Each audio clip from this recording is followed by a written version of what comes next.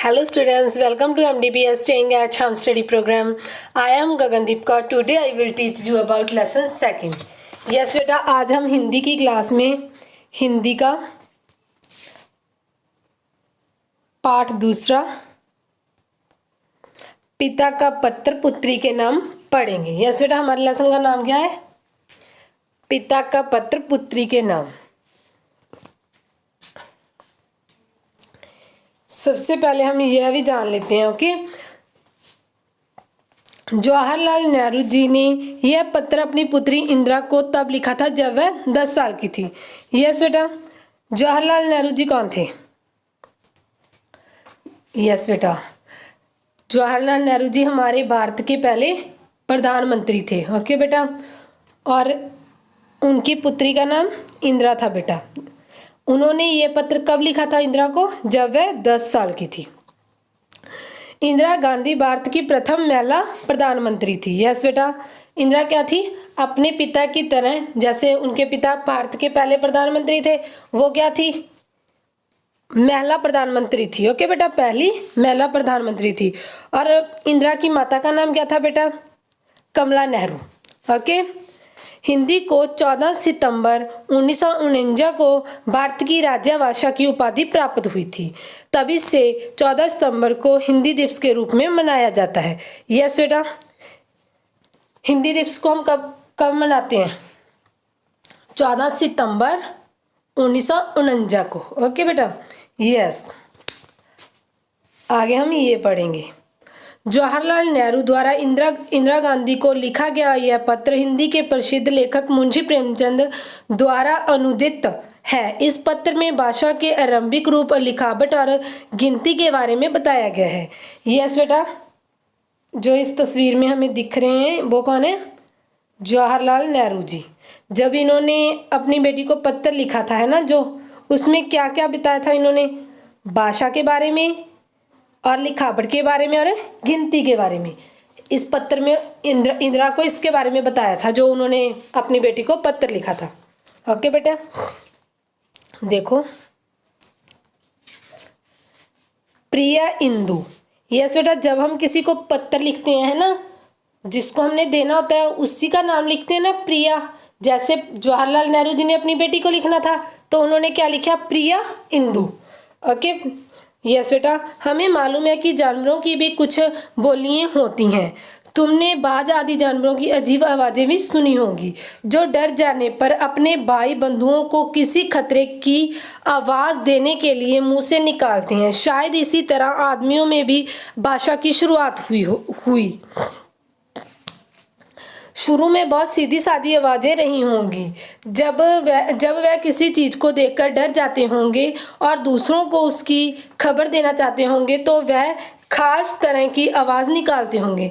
Yes बेटा, वह क्या लिख रहे हैं कि सभी की क्या है? आवाज़ बोलियां होती हैं, है ना, चाहे वो जानवर है चाहे मनुष्य है. शुरू में क्या है? यह सीधी सादी होती होंगी, है ना, तो डर के मारे ये निकालते होंगे. जब हम किसी को कुछ बताना होता है तो हम किसके जरिए बताते हैं? आवाज़ के जरिए बताते हैं. तो शुरू में क्या है? ये सीधी सादी होती होंगी. दूसरों को खबर देने के लिए तो वह खास आवाज़ निकालते होंगे, है ना, जैसे ज़्यादा लाउडली होते होंगे या फिर उनकी डिफरेंट होती होंगी, है ना बेटा.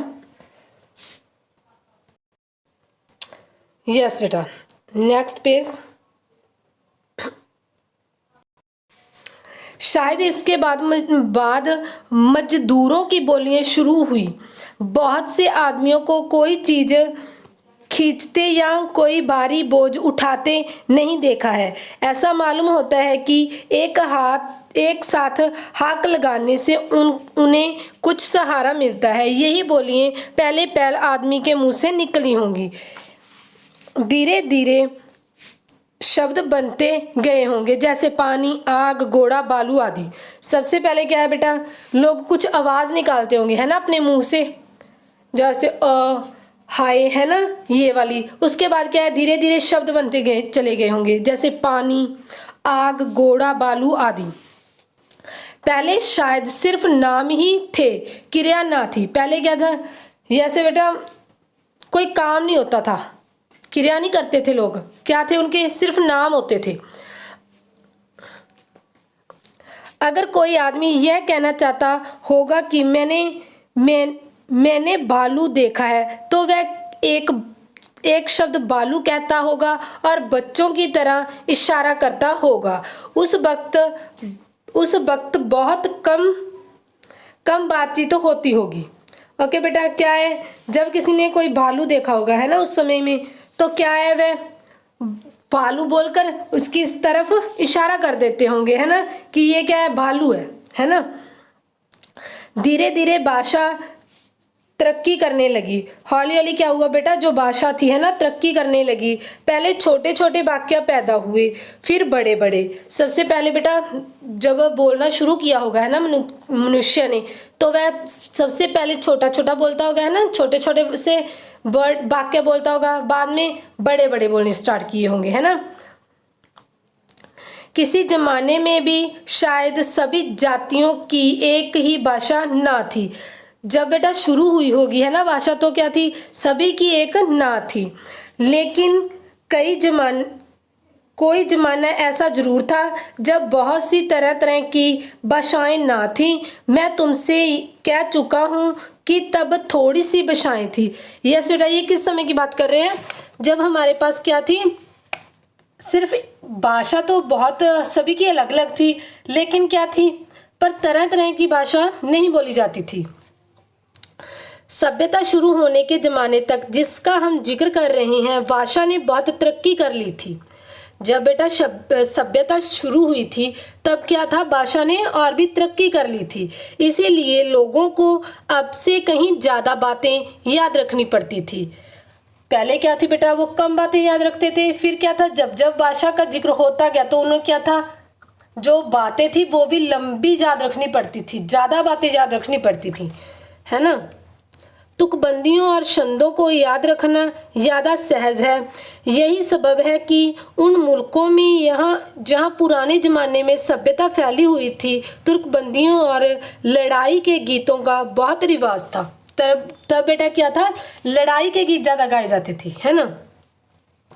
सबसे पहले मतलब लड़ाई के गीतों का रिवाज हो गया था तब। भट्टों और गवैयों को वीरों की बहादुरी के गीत बहुत अच्छे लगते थे। भट्टों और गवैयों को जब वो गाते थे, तब क्या था, उन्हें बहादुरी के गीत बहुत अच्छे लगते थे। उस जमाने में आदमी की ज़िंदगी का खास काम लड़ना था। तब जिस जमाने की ये बात कर रहे हैं, तब क्या था बेटा, उन्हें आदमियों को क्या लगता था, आदमी की ज़िंदगी का खास काम लड़ना था।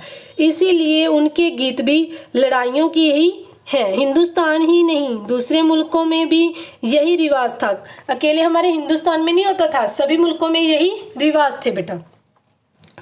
लिखने की शुरुआत भी बहुत मज़ेदार है। सभी भाषाओं में लिखना तस्वीरों से शुरू हुआ होगा। अमेजन कर रहे हैं बेटा, वो सोच रहे हैं कि जब लिखना शुरू किया होगा, तब क्या है, तस्वीर होगी उनके सामने, उसको देखकर लिखते होंगे, है ना।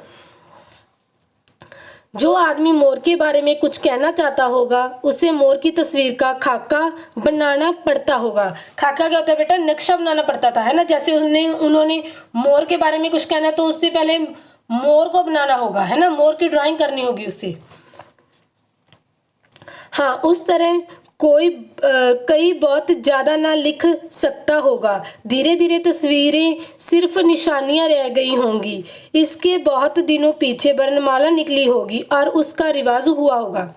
पहले बेटा तस्वीर आई, फिर क्या था, उन्होंने सहजे सहजे, है ना, हौली हौली क्या था, वर्णमाला निकाल ली होगी, है ना, जिस वर्णमाला निकली होगी और उसका रिवाज हो गया होगा।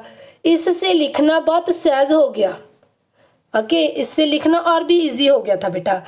अद और गिनती का निकलना भी बड़े माके की बात रही होगी। गिनती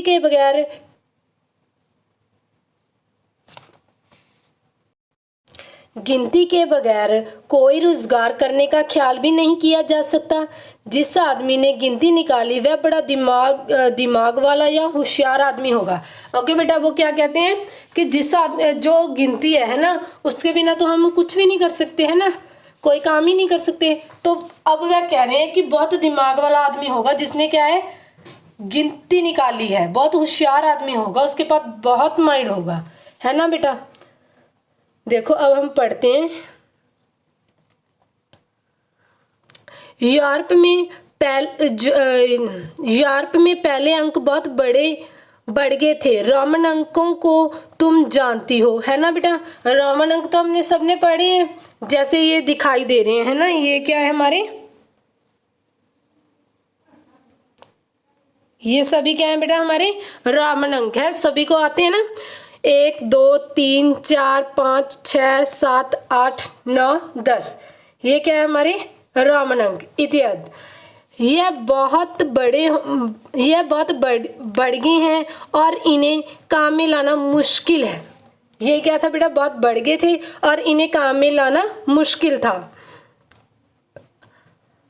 आजकल हम हर एक भाषा में जिन अंकों को काम में लाते हैं वह बहुत अच्छे हैं। मैं देखो बेटा, एक ये भाषा, ये अंक है हमारे 1 2 3 4 5 6 7 8 9 10 वगैरह अंकों को कह रहा हूँ। इन्हें अरबी अंक कहते हैं। जो हमने अब पढ़े हैं बेटा, इन्हें क्या कहते हैं, अरबी अंक। जो हमने पहले पढ़े थे वह क्या थे, हमारे रोमन अंक। ओके बेटा, क्योंकि यूरोप वालों ने इन्हें अरब से सीखा था, लेकिन अरब वालों ने उन्हें हिंदुस्तानियों से सीखा था। ओके बेटा, अरब वालों ने कहाँ से सीखा था, हिंदुस्तानियों से, इसीलिए उन्होंने हिंदुस्तानी अंक कहना ज़्यादा मुनासिब होगा। जो हमने पढ़े हैं उन्हें क्या है, हिंदुस्तानी अंक कहना बेटा ज़्यादा मुनासिब है। ओके, तुम्हारा पिता जवाहरलाल नेहरू। ओके बेटा, अब उनका पत्र क्या है, समाप्त हो गया था, तो उन्होंने अपनी पुत्री को इसके बारे में बताया था। यस बेटा, ये तो हमारा लेसन था, है ना। सभी को समझ आ गया। अब पूछे गए प्रश्नों के उत्तर आपने खुद करने हैं। ओके बेटा, थैंक यू बेटा, हैव अ नाइस डे।